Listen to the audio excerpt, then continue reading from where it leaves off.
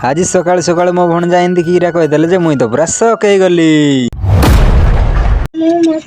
कुआडे जीवु कोड़ी की कोड़ी आउतरे माखुले जीवु। अरे कहना क्या चाहते हो? तो हेलो गाइज आपण मैंने केमती अच्छे मु भलरे अच्छी मु अभी तो मो मिनी ब्लॉग को स्वागत करुच्ची छोट एपिसोड को नहीं तो सकाल सकाल मो दीदी हर फ्रंट सामने किसी एमती होता तो आज सकाल सकाल मो भणजा कीरा कहूँ टे शुण। कुआडे जीवु कोड़ी की कोड़ी आउतरे माखुले जीवु। तो किसी समय गला पर मु राउरकेला बाहरी जाइली तो बाटरे देखली जब बहुत किसी कोड़ी मारी तो बाटरे किसी गला बेले एमती भी होता।